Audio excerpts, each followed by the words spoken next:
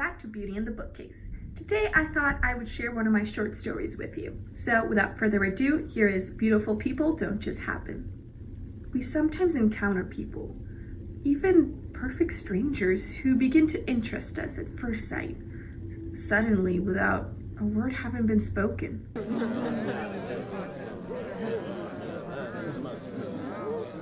A musky scent soaked into the air of the dimly lit pub. Along the entire hall, empty halls and empty tables awaited the half-corpses that walked in and out of that place, leaving a trail of water rims as ghosts of the drinks they downed. Fairy lights emphasized the packed stools with empty people lining the bar. There were hourly rotations, while others seemed to simply never leave their leather-bound havens. Glasses and pints shuffled down the bar along with bills and coins, wasted on forgetting what would come back in the morning. Underneath the bright white lights stood the barkeep, a man with umber hair and a round face with silver eyes that sparkled when talking to customers, yet were glassed over from hidden drinks stolen in between service. His crisp white shirt, covered with a gray vest, was brought to life by a paisley lilac tie, and whenever his hands shifted along the countertop, the lights would catch the anchored cufflinks which held it all together, unmoving. From his vest sparkled a name tag, Eamon. His presence was overstated in a sea of sequins and illusions. A pearly rose complexion fragmented by light. Each glass went toward a face not quite familiar, yet not quite unknown. He gave smiles to these people who, slurring his name, talked at him, but never to him. Over that bar, Eamon had heard stories of past lives and broken childhoods poured out of wetted lips. He stole a sip from the bottle of Bacardi in his hands and let his eyes wander to where she always was. Her barley-colored hair matched the spotlights that caught the red of the flower in her hair. A single rebellious curl had strayed from the bun she'd put it in. He saw her show every day. Her voice was the only thing that moved something inside him. Her melody continued as he drank some more. The orchestra was behind her, and she looked at no one. Even when she sang, her glass-colored eyes remained closed. The lights danced on her porcelain skin, yet she never saw them because as long as she kept them closed, they couldn't hurt her. As she sang The Parting Glass for the umpteenth time, she gave herself a bitter smile.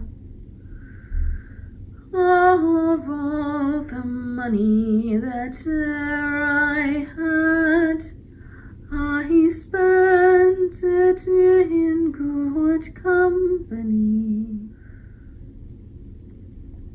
That bitter smile said one thing only: Sláinte. Emerson could see both Eamon and Niamh from where he sat. Second row from the stage, third from the bar. His right hand shielded the third glass of whiskey. He was only getting started.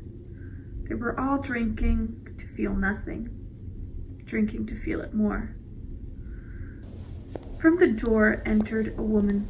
Her heels clicked in the breaths between notes. She stood still for a moment, on display for all, and seemingly remembering something, she was gone. Yet her presence lingered in the doorway, like a dark soul invading the atmosphere. In the middle of her song, Niamh noticed her. Her eyes had opened at the sound of the door and caught the perfectly manicured hand shutting it behind her.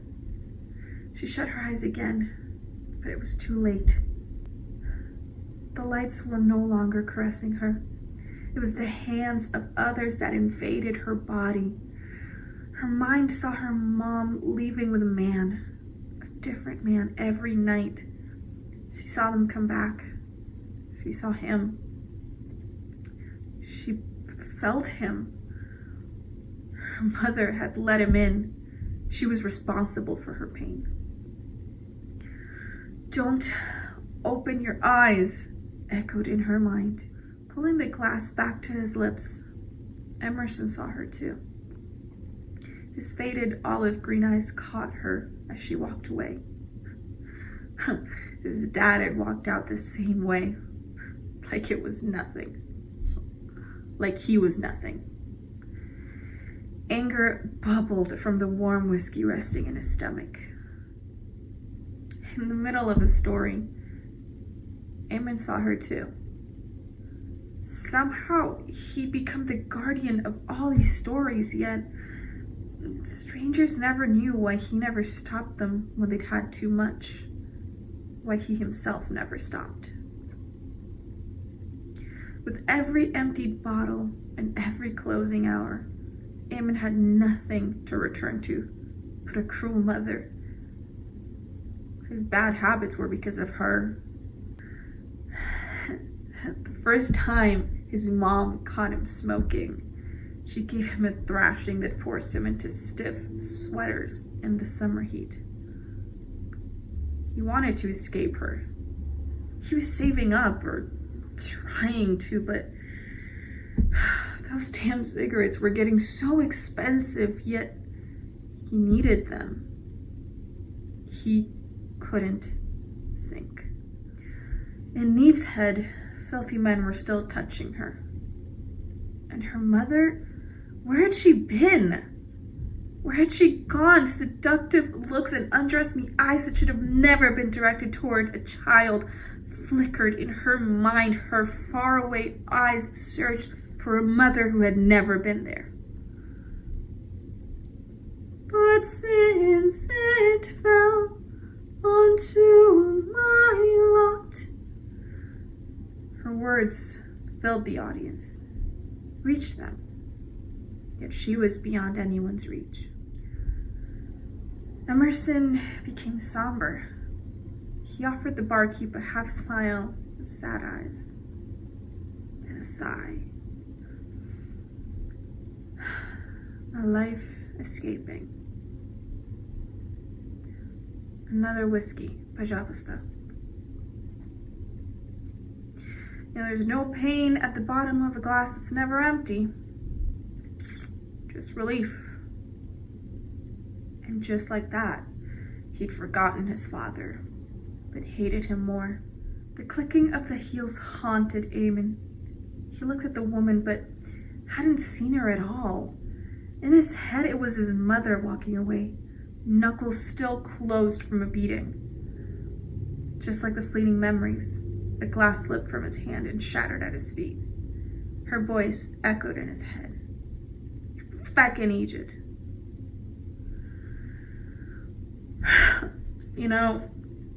Hope left this place a long time ago. Everyone here has one reason to live for, and that's their next pint. Keep pouring, then have a smoke. Goodbye, and joy be to you all. Neve sang her last line and slipped away.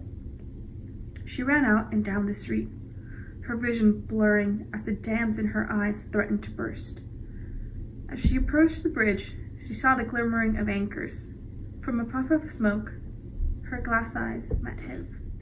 He sat on the ledge, facing away from the river and towards the caged bird. She climbed onto the cool, damp ledge and let her feet dangle over the water, which ebbed and flowed ferociously beneath her. The staggering Emerson reached the bridge and sat down next to them on the ground. He looked at the other side of the bridge. Neve looked at the water. And Eamon, he looked at her.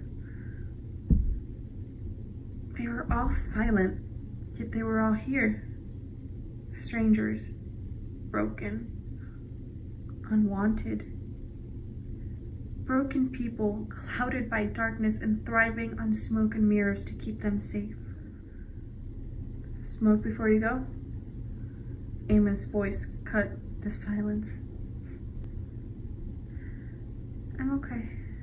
The words were quiet as they parted from her matted lips, and her eyes looked at him with mistrust before turning back to the water beneath her. What's your rush? Take a second for smoke, then you can go. Who knows? I might go too. Reluctance followed his statement. She looked at him once more and took the cigarette. He lit her up. They both inhaled deeply and puffed out a little smoke and a little life.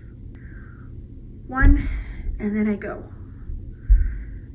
For so long I've tried to put it off, but soon I'll be lost to this world. Lost to me, Eamon said almost inaudibly. Her eyes clung to the horizon. She took another drag. Eamon let his eyes part from her, yet they remained unfixed. Emerson pushed himself off the pavement and climbed onto the ledge. His body staggered for a second until he regained his balance, arms outstretched. By a lonely harbor wall, she saw the last star falling. Nothing matters, Mary, when you're free. Sure she'll wait and hope and pray for her love in Botany Bay. It's so lonely around the fields of Athenry, burst Eamon's voice through the silence. You've mixed up the words. You should know I've been singing that damn song at the Caged Bird for years. What does it matter? We're all going, right? That's why we're all here. Weep no more, O soul, for soon we'll be nothing but victims of the current, shouted Emerson. You don't have to go, but I'm going, said Neve meekly. If you go, he's sure to follow. I'm not going back to that cage alone, Emerson's voice trailed off. Why are you there? Night after night, drowning in a sea of Jameson. What for? Why there? Eamon's eyes looked down at the street, towards the pub. Because there I drink among friends, ye my dear friends, he replied with arms raised. Neve looked at Eamon and then at Emerson. Friends, but never a word has been spoken between us before tonight. Emerson staggered and almost slipped were it not for Eamon's quick hand. Spasibo, mój drug. Now, whoever said a word has to burst forth from lips to make strangers friends. Do excuse my sentimentality, but when I'm among friends, how can I not say but what I feel? If not among friends, then with who? Came Emerson's voice. With no one but yourself. Your shadow is your only companion at the end of the day, and even that fades away, said Neve. Not when there's light around, said Eamon. Light fades too, retorted she. We're all rotten and broken! A shout of exasperation escaped Emerson's lips before he collapsed on the ground where he'd started out. But not all is lost, rang Eamon's voice through the darkness. It was for me a long time ago. I tried. Neve's body lurches forward, but Eamon grips on her, saves her.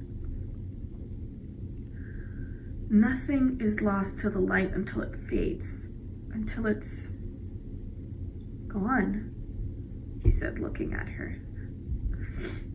You speak of hope to me when every day you kill yourself between puffs and swigs. As do I.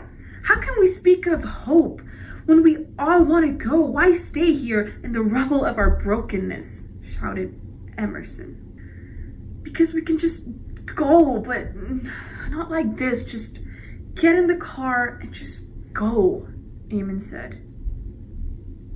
Go where? Shadows always follow, exclaimed Neve. Oh, how right you are, my brat. I will rise now and go where? Who cares?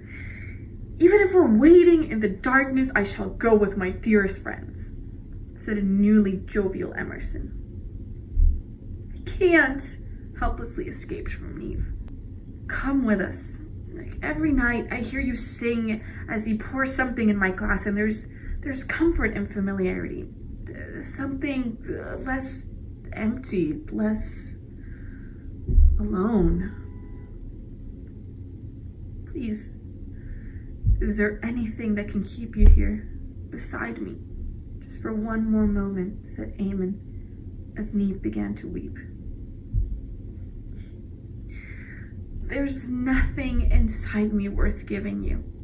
What little I had I gave and gave to those vultures each night. You can't fix me. I don't plan to, said Eamon. No. Our broken pieces shall mix in the boot and we shall become whole in each other, said Eamon. Someday you'll hate me, she said. Most days we won't, smiled Eamon. So, are we going? Let's go, came from Neve as she got off the edge and fell in their arms.